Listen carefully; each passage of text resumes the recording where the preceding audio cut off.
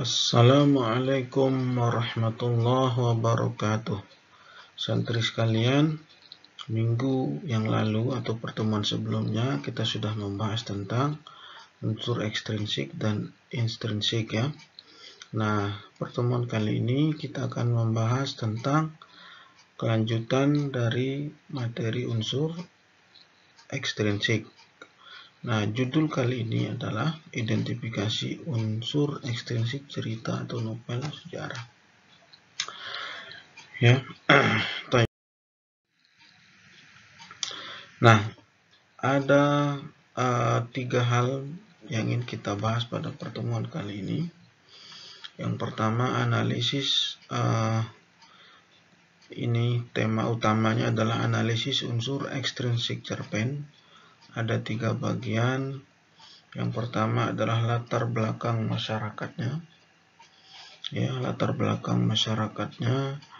Kemudian latar belakang pengarang. Yang terakhir, nilai-nilai yang terkandung dalam cerpen tersebut ya. Nah, latar belakang masyarakat ini terdiri dari politik, sosial, ekonomi ya. Baik. Nah, apa penjelasannya nanti insya Allah pada slide berikutnya. Kemudian latar belakang pengarang, ini riwayat hidup pengarangnya. Ya, perjalanan hidupnya mungkin dari sejak dia kecil ya, sejak dia sekolah sampai dia berhasil menjadi orang yang berhasil, orang yang terkenal misalnya. Kemudian kondisi psikologis atau kejiwaannya seperti apa, apakah dia orang yang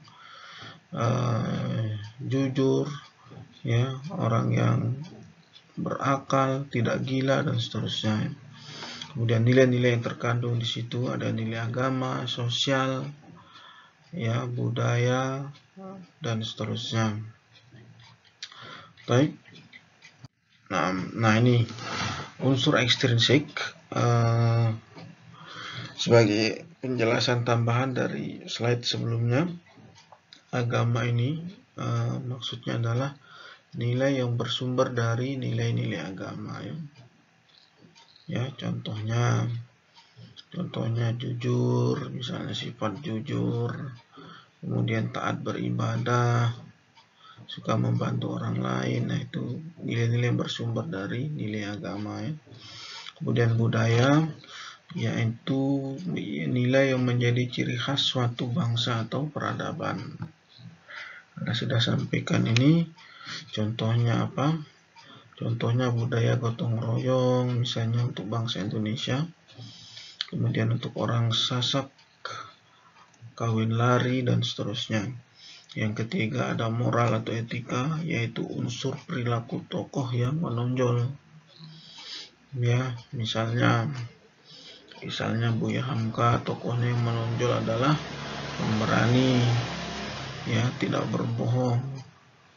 Yang keempat, sosial, interaksi atau pergaulan tokoh dalam kehidupan bermasyarakat, berbangsa dan bernegara ya. Nah, itu sosial, jadi perilakunya saat berinteraksi dengan orang lain ya, dalam kehidupan sehari-hari. Yang terakhir estetika, keindahan cerita seperti apa, fakta cerita, kemudian teknik menceritakan cerita itu, kemudian dan yang lain sebagainya ya. Baik. Nah, kita langsung ke contoh soal untuk memahamkan antum semua. Waktu Holil anak Haji Zainuri sunatan, aku masih amat kecil ya. Di kotaku belum ada listrik, apalagi radio dan televisi. Hiburan satu-satunya bagi anak-anak kecil di waktu sore hari ialah menonton orang memasang lampu-lampion yang dikerek di setiap perempatan jalan dan memburu-buru laron bila mana musimnya tiba. Unsur ekstrinsik yang ingin ditonjolkan dalam penggalan cerpen tersebut adalah latar belakang apa?